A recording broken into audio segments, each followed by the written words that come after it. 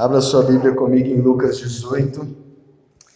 A palavra que eu quero compartilhar com vocês hoje, ela é bem breve. Lucas 18, 18. E hoje eu vou utilizar de um recurso, eu vou usar 2 vídeos hoje. Na verdade, vou usar 2 vídeos. Esses 2 vídeos que eu vou passar no culto hoje, já tem uns 3 meses que eu estou querendo passar ele num culto de quarta-feira. Mas eu estava esperando o assunto certo. Por quê? Porque esses 2 vídeos que falam da mesma pessoa, mas vocês vão entender por que eu vou usar 2 vídeos. Fala da graça de Jesus.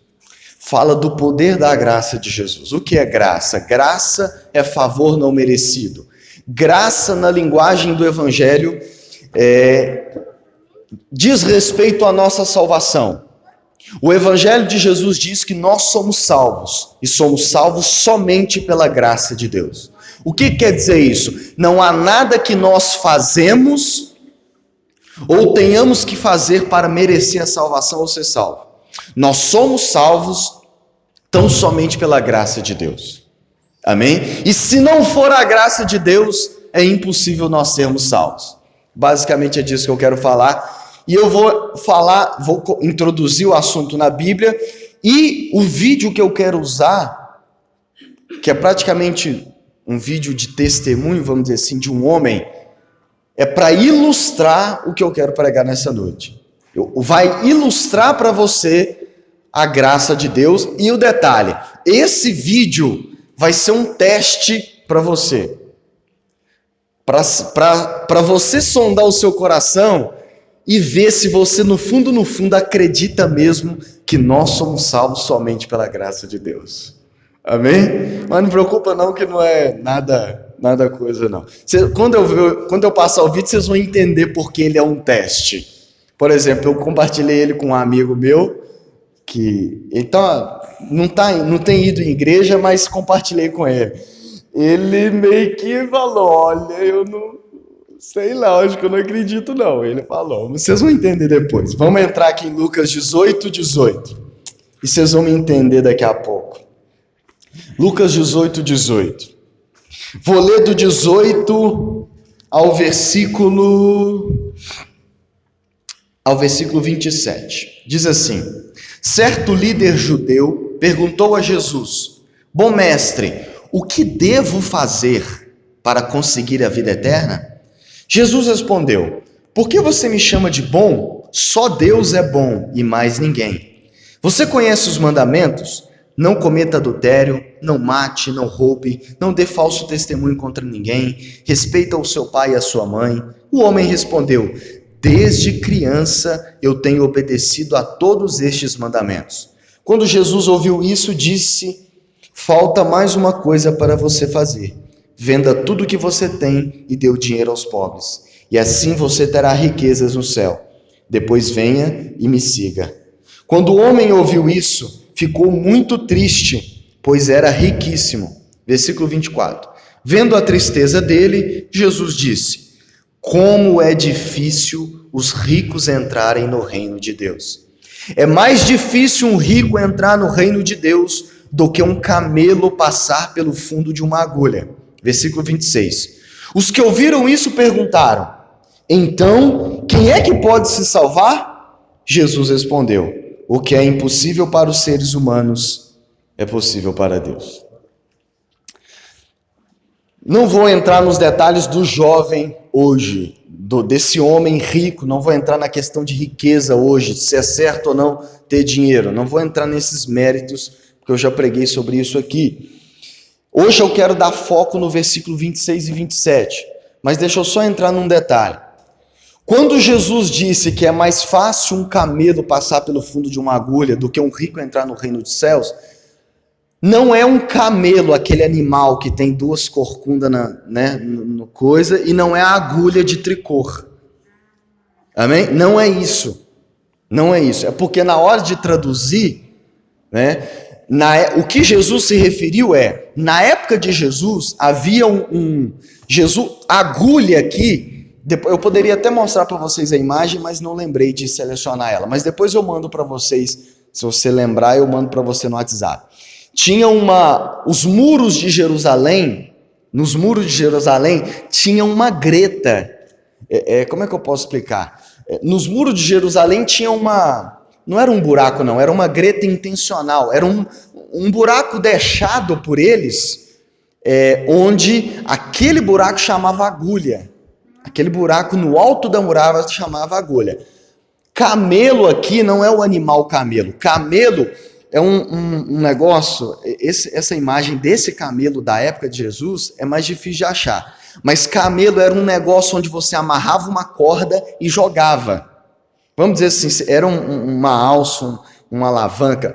E aí o que Jesus estava dizendo é mais fácil você pegar esse negócio e jogar e ele passar por aquele negócio do que um rico entrar no reino do céu.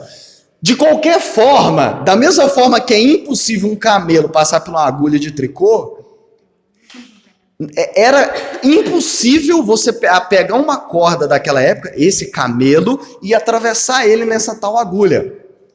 Por isso que, independente se é camelo e agulha de tricô ou não, os objetos originais, a agulha mesmo, que ele quis dizer, com o camelo, de qualquer forma é impossível. E não se, como que eu posso dizer, ser ou não camelo e agulha de tricô não influencia, porque o que Jesus quer é focar o fato de que é impossível. Entendeu? Jesus quer focar, e talvez para a gente ficar mais claro, a gente imaginando um camelo e uma agulha de tricô, fica até mais fácil a gente associar a questão do impossível. Qual que é a palavra-chave? Impossível. Então, Jesus está dizendo assim, é impossível, é quase impossível. Na verdade, o tom que Jesus quis dizer é esse, que é impossível um rico entrar no reino dos céus. Um rico que ama o dinheiro, como era o caso daquele jovem rico. Amém? Como é o caso daquele. Só que aí, os discípulos, ao ouvir Jesus falar isso, disse assim, então quem é que pode ser salvo? Por quê? Porque riqueza naquela época era sinal da bênção de Deus. Os judeus, principalmente até hoje, eles acreditam que ser próspero, ser rico, é um sinal da bênção de Deus. Então, quando os discípulos viram aquele homem que era obediente aos mandamentos desde criança, não foi isso que ele falou? E ainda era rico, ou seja, para o povo da época, um homem que obedecia os mandamentos desde criança e ainda tinha muita riqueza, era o quê? Esse cara é abençoado por Deus. Quando Jesus falou que era impossível ele entrar no reino dos céus, o que os discípulos falaram? Se ele que obedece tem riqueza, e o Antigo Testamento diz que é Deus quem dá o dom de adquirir riqueza, se ele não vai entrar no reino dos céus, é por isso que os discípulos viram e falaram assim, quem é que vai ser salvo então? Quem que vai ser salvo então? E aí, o foco que eu quero dar é a resposta de Jesus. Jesus diz assim, o que é impossível para os homens, é possível para Deus. O meio evangélico hoje usa esse versículo para várias outras coisas. Quando você está precisando de um milagre, quando as pessoas estão precisando de uma cura, eles usam esse versículo. O que é impossível para os homens é possível para Deus. Isso se aplica de fato.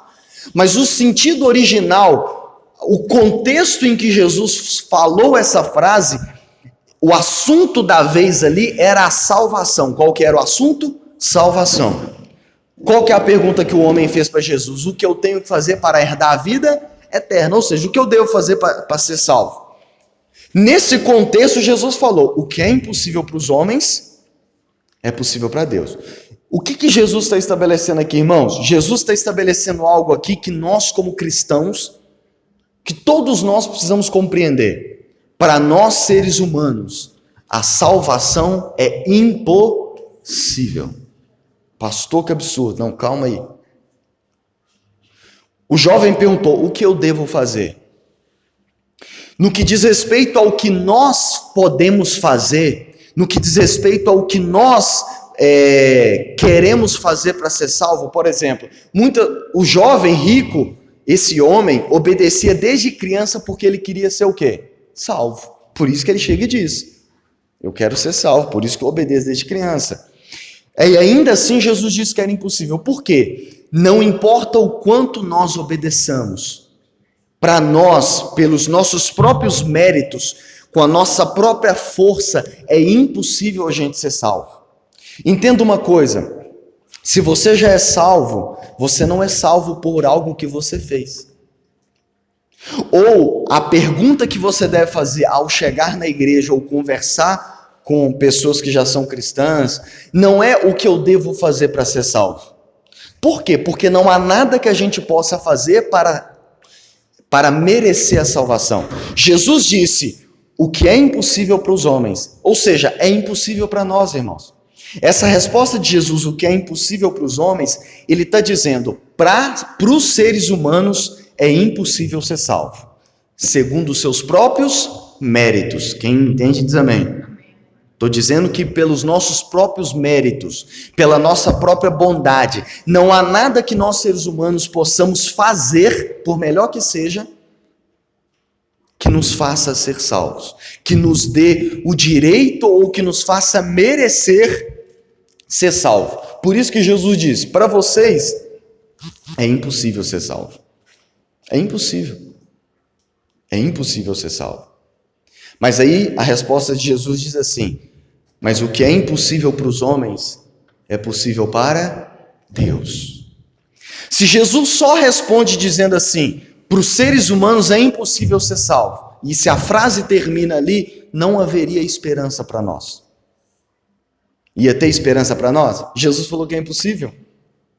Mas o bom e a boa notícia é que ele não termina a frase no é impossível para os homens. Ele diz assim, o que é impossível para os homens, ou seja, a salvação, é possível para Deus. O que é que Jesus está querendo dizer nessa frase? Nós, seres humanos, fazer algo para ser salvo é impossível. Ainda que a gente seja uma pessoa muito boa, isso não vai nos fazer ser salvos. Então, como é que nós somos salvos? Por que é que nós falamos muito de salvação? Porque Jesus disse, o que é impossível para vocês fazer, para Deus é possível. Jesus está dizendo o seguinte, o que vocês não conseguem fazer, o que vocês não conseguem fazer para ser salvo, Deus consegue. E aqui Jesus já está revelando o seguinte, o que eu comecei dizendo, que a nossa salvação não é algo que nós alcançamos ou fazemos, é o que Deus já fez ou faz por nós. O Evangelho de Jesus diz que nós não somos salvos por nada que nós façamos, nós somos salvos por aquilo que Ele já fez por nós. Quem que fez? Jesus. É por isso que Deus amou o mundo de tal maneira que Ele deu o seu Filho unigênito para que todo aquele que nele crê não pereça, mas tenha vida eterna. Entenda uma coisa, a salvação que nós não poderíamos alcançar com nossos próprios méritos ou esforços, Deus enviou Jesus na terra para alcançar por nós. É por isso que nós dizemos, e é por isso que o Evangelho de Jesus diz, que nós somos salvos somente pela graça. Não há nada que a gente faça ou deixe de fazer que nos faça merecer a salvação. Nós só somos salvos pela graça de Deus. Nós só somos salvos porque Deus decidiu nos salvar. Quem entende isso diz amém. Por isso, irmãos, que nós não podemos... entenda, quando a gente entende de fato que nós somos salvos pela graça e somente pela graça, ou seja, não é o fato de eu ter vindo para a igreja que fez Deus me salvar. Entende isso? É por isso que nós não podemos ser orgulhosos. Entender e lembrar todos os dias da nossa vida que nós somos salvos somente pela graça, primeiro, nos faz amar a Deus sobre todas as coisas. Por quê? Porque se Deus não me salvar, se Deus não tivesse decidido dar o Filho dele para me salvar, e detalhe, ele fez isso sem eu merecer, certo? Se ele não tivesse tomado a decisão de me salvar, se ele não tivesse tomado a iniciativa, qual esperança haveria para mim de salvação? Nenhuma. Eu poderia ser a melhor pessoa do mundo, que isso não me tornaria salvo. Então, quando eu entendo que a minha salvação não depende de mim, depende somente daquilo que Jesus fez por mim, não tem como eu não amar um Deus desse, tem? Não tem como eu deixar de amar um Deus desse. Quando eu entendo que foi Ele quem decidiu, entenda uma coisa, a gente nunca aqui embaixo na terra falou assim, Senhor, vem me salvar. Foi Ele no céu quem disse assim, eu vou salvar eles. Glória a Deus. Quando Adão e Eva pecou, olha para mim, nós somos parecidos com Adão e Eva. Quando Adão e Eva pecou, quando a ficha deles caiu de quê? pecamos contra Deus, fizemos o que desobedecemos a Ele. O que eles fez? Começou a falar: Pai, desce aqui, Deus, desce aqui, deixa eu te pedir perdão porque eu errei. Foi isso que Adão e Eva fez? O que eles fizeram? A Bíblia diz que eles se esconderam de Deus. E olha para mim, isso é uma imagem de toda a raça humana. Nós nunca tomamos a decisão de ir até Deus pedir perdão. Por isso que para nós é impossível. Que ainda que a gente conseguisse, seria impossível, mas a gente nem quer. A gente nem quer, irmão. Falar a verdade, se Deus não tivesse nos salvado, a gente nunca iria querer que Ele nos salvasse. Se Ele não tivesse vindo ao nosso encontro, a gente nunca iria ao encontro dele. Foi Deus quem foi ao encontro de Adão, sim ou não? Ali já era uma ilustração do Evangelho. Olha para mim, se Deus ficasse no céu esperando Adão chamar ele para pedir perdão, eu acho que ele estaria lá até hoje, né? Nossa, já passou 10 mil anos e Adão até agora não falou nada. Por quê? Porque Adão e Eva iam esconder a hora que eles vissem que Deus não veio. Como é que é? Você já escondeu dos seus pais, achando que ele ia chegar e eles não chegou? Vai indo, você cansa e fala: ele já deve ter esquecido e não vai. Já aconteceu isso com você? Acho que aconteceria isso com Adão e Eva. Eles iam ficar até um tempo. Depois ele falar: quer saber? Vamos viver a nossa vida.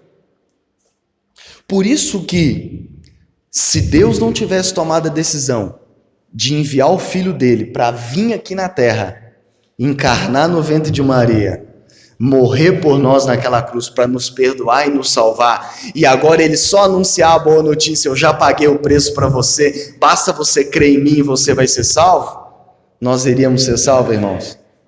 É por isso que Jesus diz: para o ser humano é impossível ser salvo, mas para Deus tudo é possível. E o detalhe, ainda que você não queira ser salvo, Deus quer salvar você.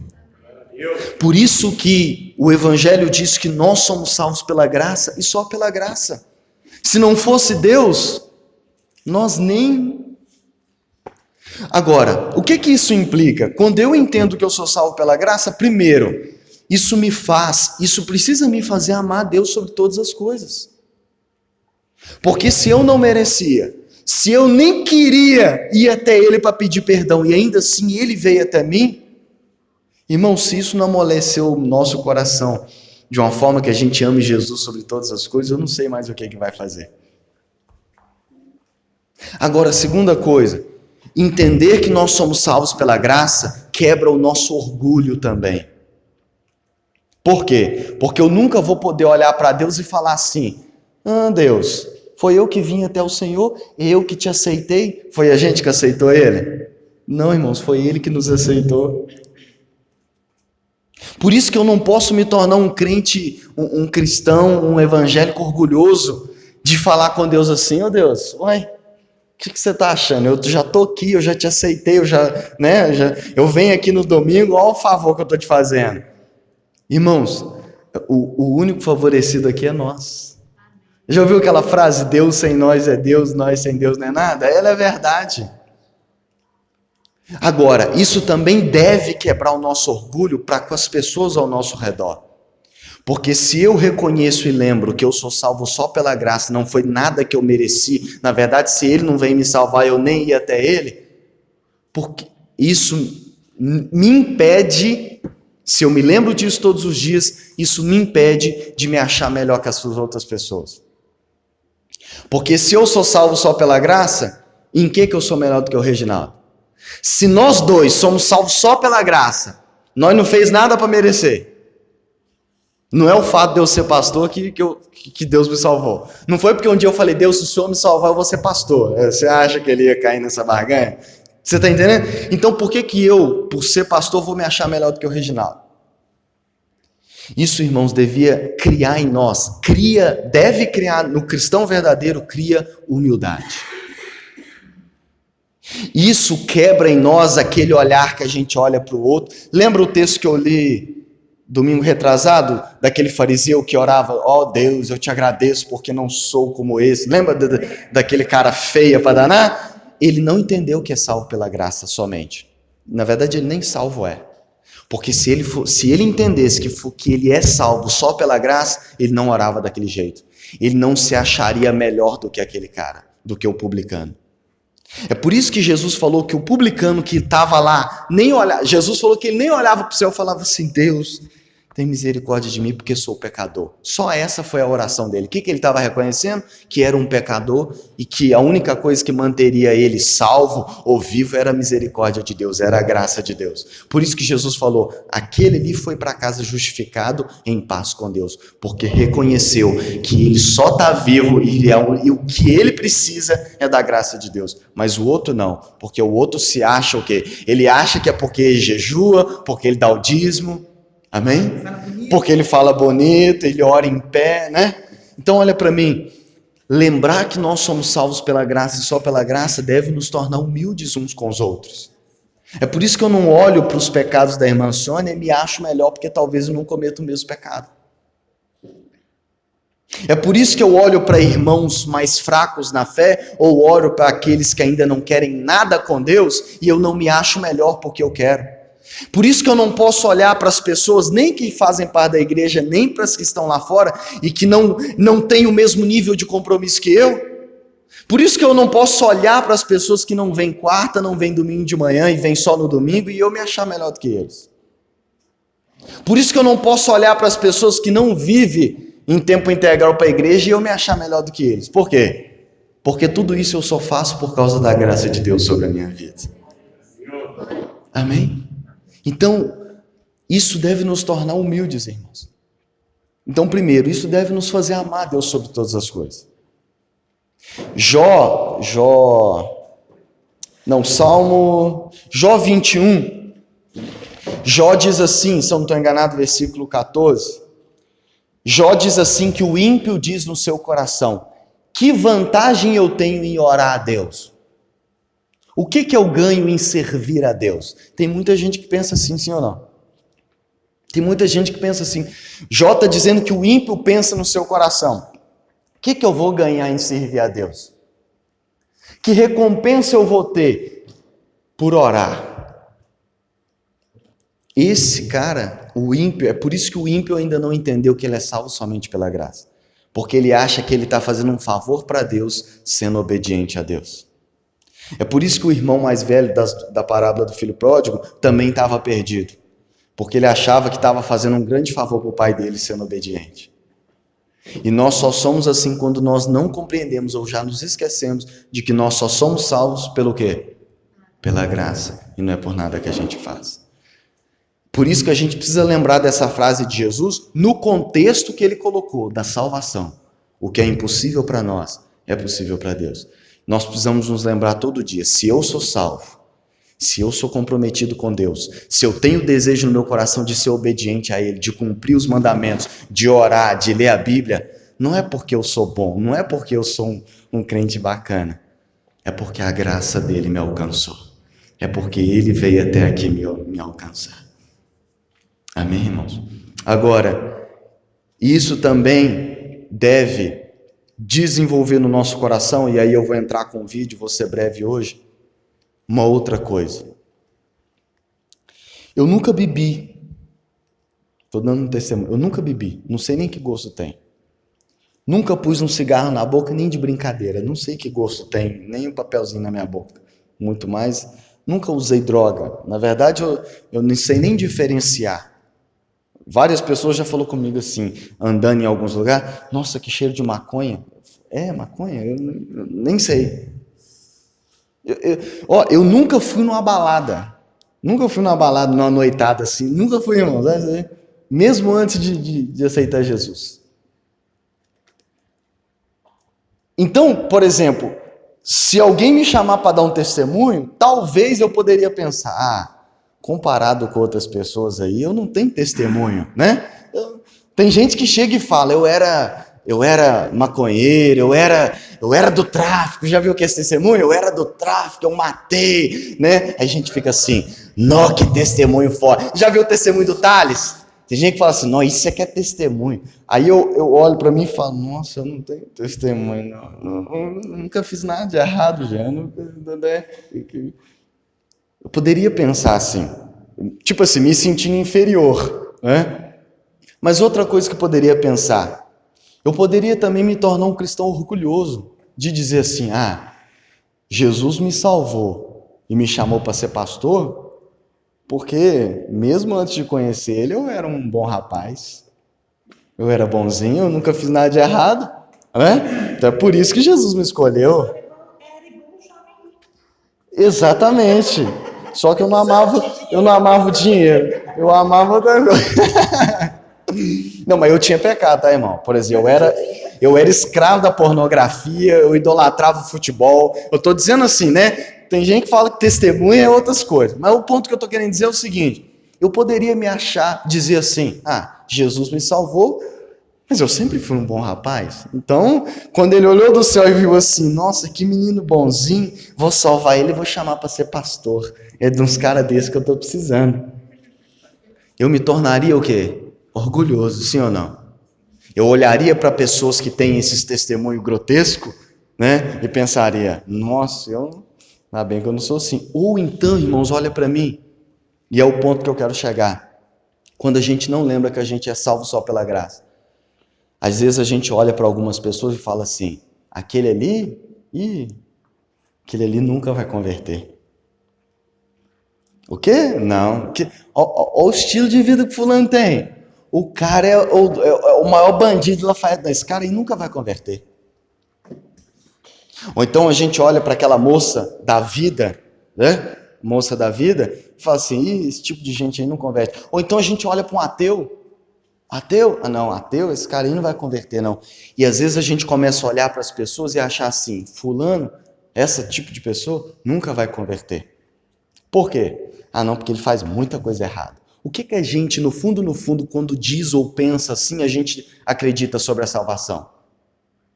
Que no fundo, você tem que ser um pouquinho bom para ser salvo, ou tem pessoas que não merecem a salvação por causa do estilo de vida que levam. Qual que é o ponto que eu estou querendo chegar? Quando a gente se esquece que a gente só é salvo pela graça, a gente começa a achar que alguns tipos de pessoa, por causa dos pecados, é possível Jesus salvar, e outras falam assim, não, Jesus nunca vai salvar essa pessoa. Agora, quando a gente lembra que todos nós só somos salvos pela graça, eu olho para o pior tipo de pessoa e eu acredito no fundo, que um dia ela vai ser salva. Aleluia! Por exemplo, quando já leu Atos dos Apóstolos capítulo 9? Lê Atos capítulo 9.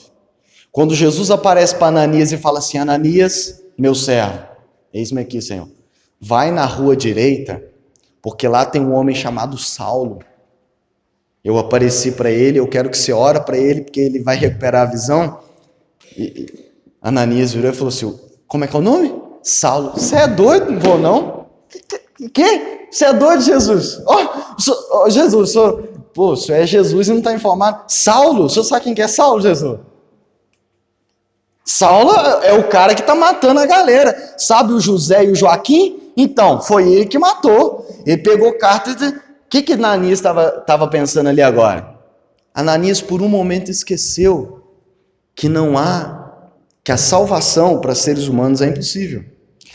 Se a salvação de alguém dependesse da minha eloquência na pregação, tá todo mundo no inferno. Até nós que compartilhamos a palavra na célula, ou nós que pregamos, aqueles que têm um chamado pastoral, não é por você ser bom ou não que vai salvar as pessoas. Não é pela sua capacidade de saber falar ou explicar. A gente precisa lembrar disso todos os dias. Não é nada que nós possamos fazer. Não é você estar discipulando aquela pessoa. Não é você estar fazendo PI com aquela pessoa. Embora seja bom e coopere. Está entendendo, amém? Mas você não é a pessoa-chave na salvação da pessoa. É Jesus e a graça dele. Por isso que olha para mim. A gente vai fazendo tudo isso. Mas a salvação vai acontecer a hora que Jesus quiser alcançar ele com a graça. Amém? Por isso que Paulo, quando vai falar da conversão dele em Gálatas, Paulo fala assim, eu fui religioso ao extremo, até que Deus decidiu revelar para ele o seu filho.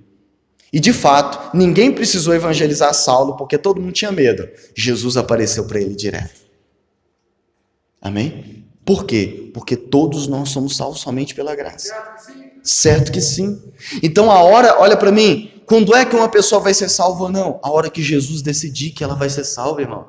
Sabe por que há 8 anos atrás, sem ninguém fazer um apelo, eu falei assim, eu quero aceitar Jesus, eu quero me batizar? Por quê? Porque não dependeu de ninguém, foi Jesus que decidiu me alcançar. E quando ele decide alcançar alguém, não tem Saulo de Tarso que não cai do cavalo. E isso deve fazer a gente olhar para todo ser humano, por pior que sejam os pecados dele, com a esperança de que um dia ele vai ser salvo. Atos 26, Paulo estava acorrentado, estava uma galera ao redor dele, e ele começou a pregar. No meio da conversa, não lembro se era Festo ou era outro cara, vira e fala assim, Paulo, você já está doido? Acaso você quer que nós nos tornamos como você?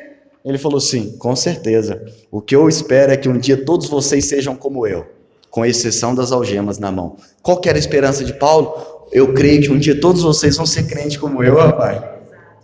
Você está entendendo? Por quê? Isso, irmãos, deve gerar em nós a esperança de que todos vão ser salvos. Sabe aquele seu vizinho? Ele vai ser salvo. Ele pode ser salvo. A graça de Deus pode alcançar ele. Sabe aquela pessoa que todo mundo tem medo no bairro ou na cidade? Se a graça de Deus alcançar ele, ele vai ser transformado em nome de Jesus. Amém? Porque nós somos salvos pela graça e somente pela graça. Por isso, pontuando, isso deve nos fazer amar Jesus sobre todas as coisas. Porque se não fosse ele, nós estaríamos perdidos. Se ele não tivesse vindo até nós, eu tenho certeza que nós nunca iríamos até ele. Segundo, isso deve nos tornar humildes e não orgulhosos, para com os pecados das pessoas. Amém? E terceiro, isso deve nos fazer olhar para as pessoas com a esperança e a certeza de que ele ainda só não nasceu de novo, porque a graça ainda não alcançou, porque talvez ainda não chegou o tempo. Mas a hora que Jesus decidir alcançar ele com a graça, ele vai ser salvo. Para ilustrar esse ponto, eu quero passar o vídeo. Eu não revi ele hoje. Pode falar. É porque na hora que o senhor falou aí que eu aceitei Jesus em 2010, né? Tem quase 9 anos. 8 né? E vai fazer 9. E eu não sabia que os irmãos, que o filho pródigo, que o outro era pecador também, não. Nunca foi pregado eu também, até pouco tempo, eu também não sabia, não. Aqui com o senhor. Eu pensava que quem pecou foi só o que gastou dinheiro. O que ficou lá na multa lá não era pecador. Até o início do ano eu também não sabia. Eu fui aprender com o Tim Keller. Então eu estou atrasado. Não, nós estamos atrasados, né? Mas é por isso que a gente precisa crescer no conhecimento do Senhor Jesus, amém? Mas então, olha para mim. Eu vou passar. O ponto que eu estava eu vi o vídeo tem um tempo e não revi hoje ele, porque não deu tempo. Mas eu acho que vai ter coisas ali que acho que eu prefiro que a Lavínia vai lá para dentro. Ainda bem que o Luiz dormiu. E a Maressa também. Talvez não vai ter, talvez eu tô lembrando de outro vídeo, mas eu acho que assim, não é nada tão assim, mas é melhor, né? Melhor prevenir do que... Não, você pode ver o vídeo. Pelo menos o primeiro, melhor não, entendeu? O segundo eu deixo, aí eu chamo vocês, tá? Então tá. É porque vocês vão ver que, como se diz, talvez você falaria, não teria problema, mas é melhor não arriscar. É detalhe bobo, mas é detalhe que é, né? Melhor ficar coisando, despertar para outra coisa. Não... É o primeiro, do Alfred Demer. Esse mesmo. Só apertar a pausa. Clica 2 vezes que ele pausa. Não, clica 2 vezes. Aperta espaço que ele pausa. Aí. Não tem problema já ter adiantado um pouquinho, não. Não tem problema, não. Não vai atrapalhar o entendimento, não. Presta atenção nesse vídeo. Pode soltar. Aumenta um pouquinho. Eles não conhecem medo e não possuem piedade. Dá para ouvir direitinho? Em sua percepção distorcida, existe um único desejo: matar. Estas são pessoas com mentes diabólicas. Pessoas com mentes diabólicas. No episódio de hoje, Jeffrey Dahmer, um serial killer dos Estados Unidos.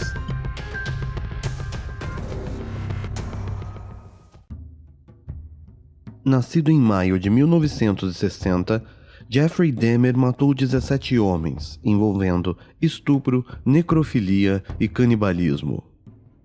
Em sua infância já era considerado estranho e bizarro. Ao mesmo tempo em que gostava de jogar tênis e tocar clarinete, dissecava animais e os mantinha em um cemitério particular nos fundos de casa. Antes dos 15, já era alcoólatra. Segundo ele, a bebida o fazia esquecer os pensamentos doentios que lhe tomavam a mente. Dahmer foi abandonado pela mãe após concluir o ensino médio, deixado sem comida, sem dinheiro e apenas com uma geladeira quebrada e o sentimento de rejeição.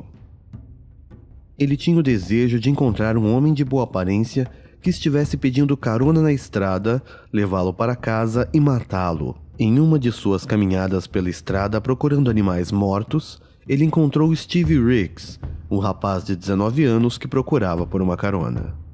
Dahmer o convidou para beber em casa. Após beberem e usarem drogas, no momento em que Steven iria embora, foi golpeado por uma barra de aço na cabeça, quebrando-lhe o crânio. Vendo o corpo caído ao chão, decidiu esfaqueá-lo no pescoço e barriga. Sentindo o sangue quente em suas mãos, momentos depois, decapitou o jovem, masturbou-se enquanto olhava a cena, cortou os braços e pernas e ainda fez sexo com o corpo antes de embalar os pedaços em sacos plásticos. Estes foram esmagados com uma marreta e espalhados pelo bosque nos fundos de sua casa, crime que só foi descoberto após a confissão de Dahmer. Ainda com problemas com a bebida, Jeffrey Dahmer foi expulso do exército e então foi morar durante 6 anos com a sua avó, período em que foi detido por atentado ao pudor por 2 vezes, expondo-se publicamente e em uma delas acusado de se masturbar em público. Neste mesmo período, Dahmer fez mais 3 vítimas: Steven Tuoni, Richard James e Richard Guerreiro. Todos foram levados até a casa de sua avó, drogados, mortos, violentados, esquartejados e tiveram ainda os pedaços jogados ao lixo. Tempos depois, em 1988, devido ao seu estranho comportamento e personalidade, sua avó pediu que fosse embora. Em meio a isso, havia outro detalhe: o cheiro podre vindo do porão da casa ocupado por ele. 1 ano depois, Dahmer fez sua próxima vítima, Anthony Sears. Igualmente dopado, morto, violentado e esquartejado. Mas desta vez, Dahmer não descartou todas as partes. O crânio foi fervido até que a pele e carne se desprendesse dos ossos. Após isso, ele o pintou de cinza para parecer feito de plástico e foi guardado junto aos órgãos genitais em uma caixa de metal como um troféu. A intenção era fazer um altar da morte, com incensos e os crânios de suas vítimas. As vítimas seguintes foram mortas da mesma forma, acrescentando o detalhe de que Dahmer passou a consumir a carne do coração de suas vítimas. Todos os crânios eram então guardados para a construção do altar da morte. O que ainda é mais bizarro é que em sua busca pela dominação total, ele passou a tentar criar zumbis para ter um escravo sexual. Dahmer passou a furar os crânios das suas vítimas com uma furadeira e inseria ácido a fim de manter o corpo vivo com o cérebro morto. Após essas tentativas, que obviamente falharam, ele passou a inserir água fervente, uma tentativa doentia de ter alguém apenas para manter seus prazeres macabros. Jeffrey Dahmer só foi descoberto quando uma de suas vítimas conseguiu escapar. Tracy Edwards, correndo pelas ruas com as mãos algemadas e nu, conseguiu avisar a 2 policiais o que acontecera no apartamento onde Jeffrey morava. Lá, os policiais se depararam com as paredes repletas de fotografias de órgãos, cadáveres, vísceras, sangue e cabeças decepadas. Dahmer tentou enfrentar os policiais, mas foi detido. Em uma busca pelo apartamento, foi encontrado na prateleira central da geladeira uma cabeça em estado avançado de decomposição. No congelador, foram apreendidas mais 3 cabeças escalpeladas. e acondicionadas em sacos plásticos.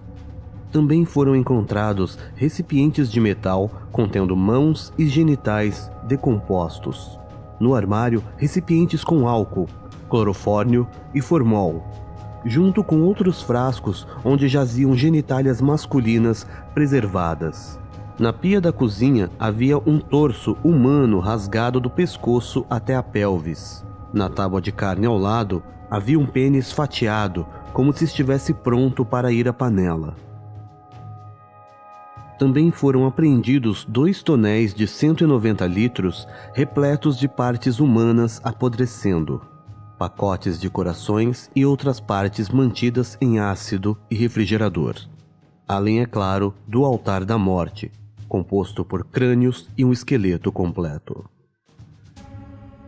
Jeffrey Dahmer foi preso e condenado a 957 anos de prisão, onde em novembro de 1994 foi morto.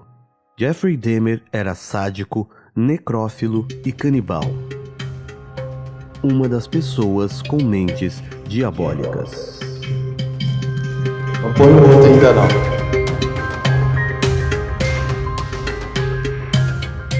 A pergunta que fica é: um cara desse, é possível ele ser salvo? Se fosse para me dar salvação para ele, eu daria. Ainda bem que Sora não é Deus, né? Mas ele é um monstro, gente.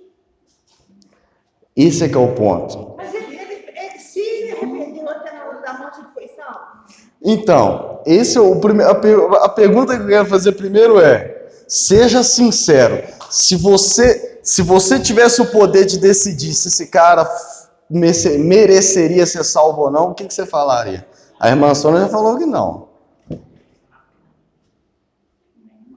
Por quê? Porque as coisas que ele fez é horrível. Ele merece ser salvo, irmão? Merece ser salvo? Você falou no começo, né? O que é impossível com o homem é possível para Deus. Exatamente. Talvez se eu passo antes de eu ter pregado, talvez você teria uma reação um pouco diferente. Mas que bom que eu acredito que a palavra já está te preparando para ver essa coisa. Por quê? Porque, primeiro, 2 coisas. Aos olhos humanos, um cara desse é salvo, é o quê? Impossível. Ele pior ainda, né?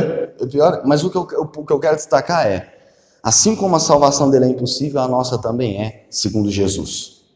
Porque para todos nós, independente do nível de pecado, para nós é impossível. Entendi. Agora, Nem pecadinho, nem pecadinho. exatamente. Agora, você acha que é diferente a graça de Deus que alcançou a sua vida com a graça de Deus que pode alcançar a vida dele? Passa o segundo vídeo para mim e eu vou ler a legenda.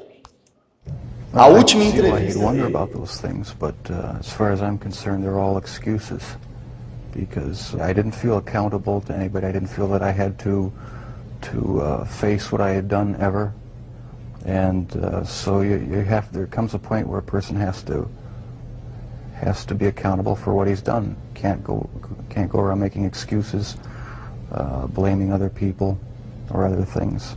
So I alone am the one who's responsible for what's happened.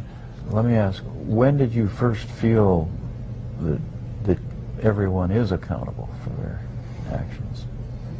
Well, thanks to you for sending that creation science material, because I always believe the lie that evolution is truth, the theory of evolution is truth, that we all just came from the slime, and when we died, that was it. There was nothing.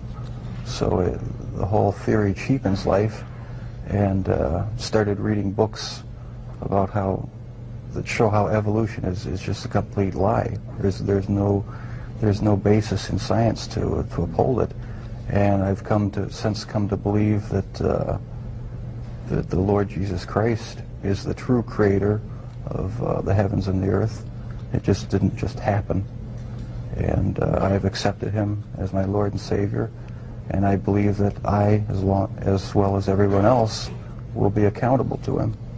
Growing up, did you feel that you were accountable to your dad or to your mom? as the authority Yes, I figure did. in the house? Yes, I did. I mean, they didn't let me run wild. They disciplined me, and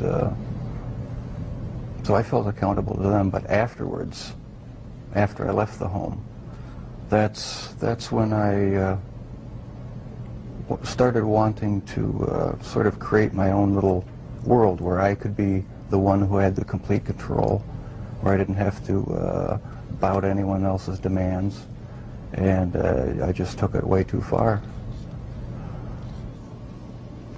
Lionel? At that period of time, I had drifted away from a belief in a supreme being. And I never, as a result, passed along the feeling that we are all accountable in the end. He owns us.